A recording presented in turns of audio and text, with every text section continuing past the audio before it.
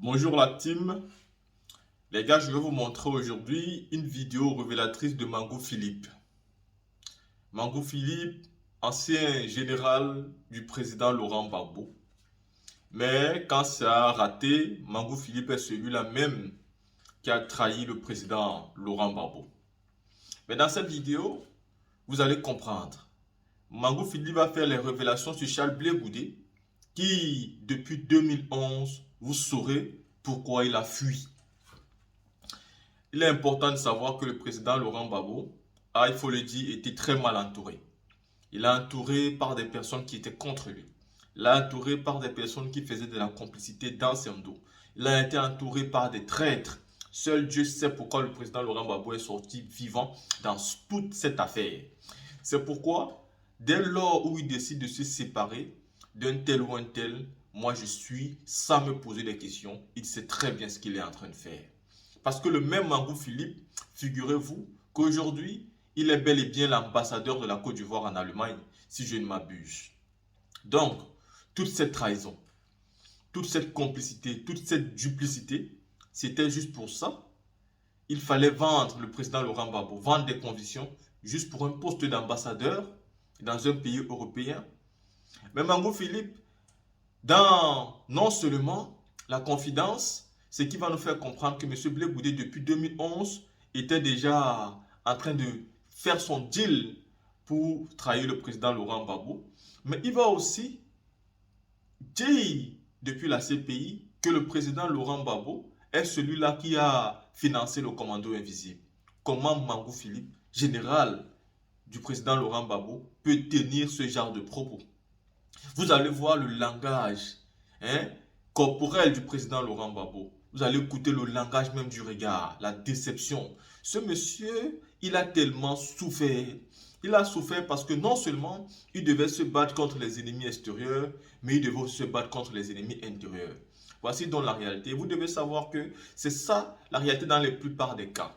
Quand vous menez un bon combat, vous avez non seulement les ennemis extérieurs, mais vous avez aussi les ennemis intérieurs. Donc, si Dieu n'est pas avec vous, vous ne pouvez pas vous en sortir. La team écoutez, M. Mangou Philippe, actuel ambassadeur de la Côte d'Ivoire en Allemagne et ex-général du président Laurent Gbagbo. Blé Goudé et moi, nous avons l'habitude de nous appeler frères. Et quand il est arrivé, j'ai dit, ben frère, on était assis dans le canapé de mon bureau. Je me rappelle encore sa position. J'étais du côté gauche, il était assis du côté droit. De quoi as-tu parlé avec le président? Il m'a donné le sujet, c'était la démission du président. J'ai dit, OK, quelle est ta réponse? Blé Guido m'a dit, il faut qu'il démissionne. J'ai dit, d'accord. Et c'est Blé Goudé qui dira, ah frère, en tout cas, si nos frères qui sont au nord arrivent, même si nous levons le drapeau, ça va être dur pour nous. S'ils sont gentils, ils nous mettront en prison. Mais s'ils ne sont pas gentils, ah, nous allons tous passer. J'ai dit, bon, allons-y voir le président. Et c'est là que Blé Goudé va me dire, non, comme tu es le chef d'état-major des armées, va le voir. Déjà à ce niveau, j'ai senti qu'il y avait quelque chose qui n'en est pas. J'ai des renseignements sur Abobo et je vous avais dit que j'ai rencontré le président Laurent Gbagbo au niveau du palais le 11 mars quand il m'a convoqué. Ensuite, le 10 décembre à 13h, là-dessus je n'ai rien dit, mais il faut savoir que pour cette rencontre-là, effectivement, il y a eu des infiltrations. Et si vous me laissez le temps d'en parler, je vous dirai. Et je sais ceux qui se sont ainsi infiltrés pour s'installer à Bobo, et je vous dirai réellement ce qui s'est passé. Alors allez-y, monsieur, c'est l'occasion de nous dire ce que vous savez. Bien, je vous remercie. Monsieur le Président, lorsque j'avais été questionné le 9 août 2011, deux questions m'ont été posées. La première, est-ce que je savais qui était le chef du commando invisible? J'ai répondu à cette question en disant que je ne l'ai su qu'à la fin de la crise post-électorale. La deuxième question, est-ce que je sais qui composait le commando invisible? J'avais dit non. Mais aujourd'hui, en détenant ce deuxième élément, c'est-à-dire qui compose le commando invisible, comme Maître me le demande avec les infiltrations, je suis en mesure de vous dire que le président Laurent Gbagbo a financé accidentellement, je dis bien accidentellement, le commando invisible. En effet, le 7 décembre 2010, le dernier gouvernement du président Laurent Gbagbo a été mis en place. 3 jours plus tard, c'est-à-dire le 10 décembre 2010, le président m'appelle, il me demande donc de venir le voir à son bureau aux environs de 13h30. Et quand j'arrive, je trouve le président debout devant sa table de travail avec à ses côtés feu le ministre Tagro. Et le président de me dire ceci, textuellement, Tagro revient d'une mission du Togo où il a rencontré dans sa chambre d'hôtel Koné Zakaria. Après avoir parlé avec lui, Koné Zakaria est d'accord, moyennant 500 millions de francs, en vue de s'acheter des armes, des munitions et autres, de désorganiser le dispositif des forces républicaines de Côte d'Ivoire, c'est-à-dire les ex-FAFEN, à l'est de la Côte d'Ivoire. Et il me demandait de lui indiquer un point à partir duquel Koné Zakaria allait commencer son action. Surpris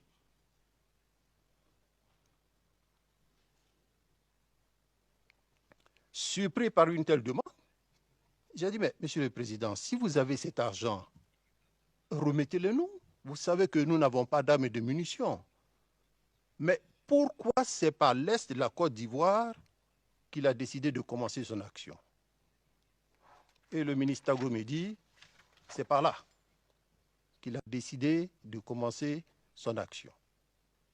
Et j'ai dit au président, Monsieur le Président, je m'excuse, mais je n'ai pas de carte sous les yeux pour vous indiquer le point à partir duquel Koné Zakaria allait commencer son action. Certainement agacé par mes questions et par mes réponses, le président a dit à Tagro, bon, s'il ne croit pas, donne-lui le numéro de Koné Zakaria, il va l'appeler lui-même pour voir. Donc on me remet le numéro de Koné Zakaria, Tagro me remet le numéro de Koné Zakaria, je descends les marches, je me retrouve sur le perron du palais, en attendant que mon véhicule, mon chauffeur qui avait garé mon véhicule au parking de la présidence, vienne me prendre.